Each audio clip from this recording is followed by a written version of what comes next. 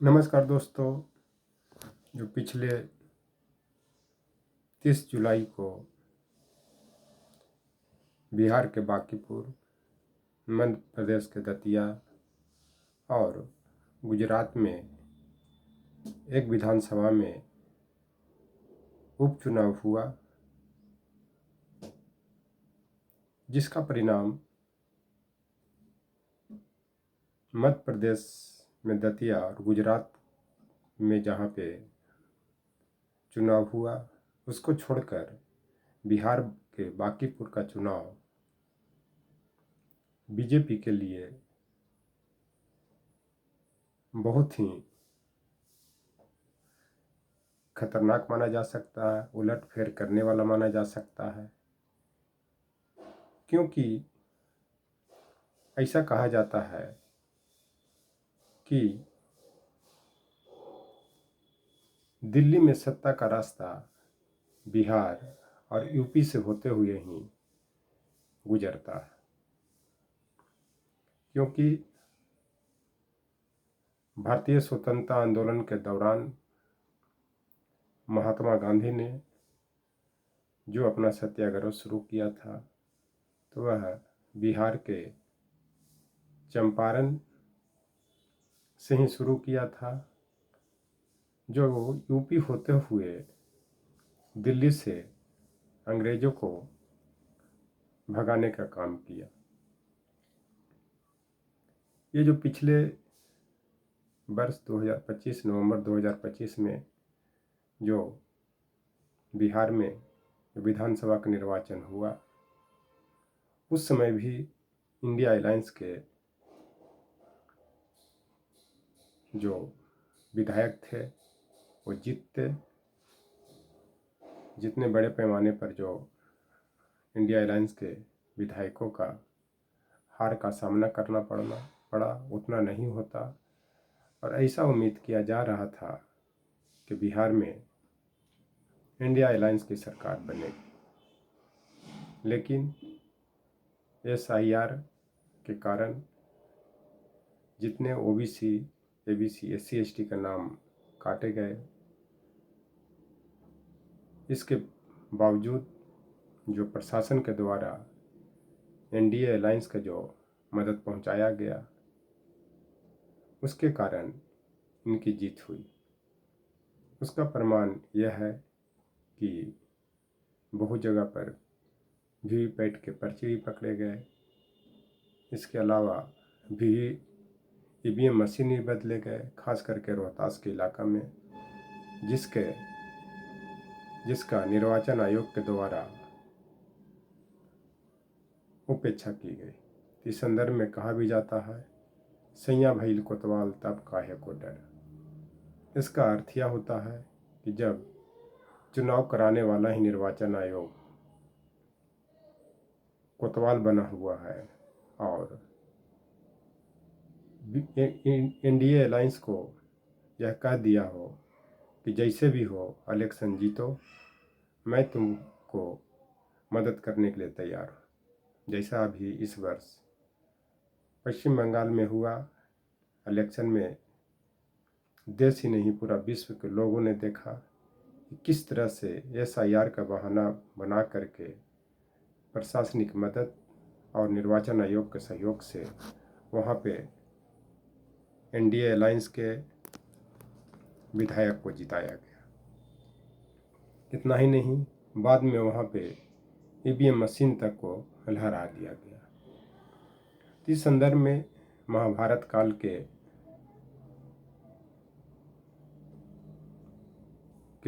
दौर में जो पांडवों और कौरवों के साथ जुआ खेला जा रहा था, जिसमें शकुनी ने छल कपट करके पांडवों को हराया, और यहाँ तक कि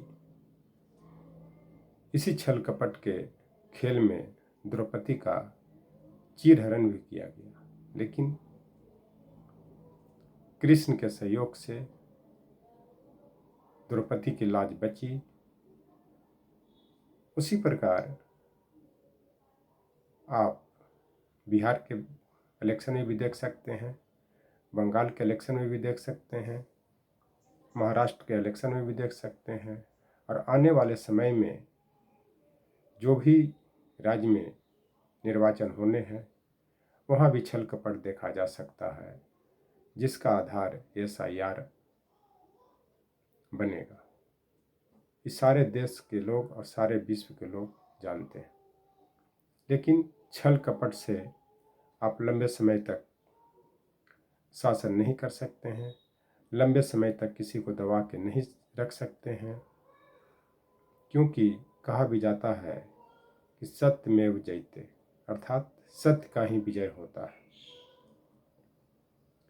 इसलिए या जो बांकीपुर का जो उपचुनाव जो बिहार में पटना जिला में पड़ता है, उसमें जन स्वराज पार्टी की जीत यह बतलाता है कि छल कपट से तो आप एक बार जीत सकते हैं लेकिन बार बार नहीं जीत सकते हैं।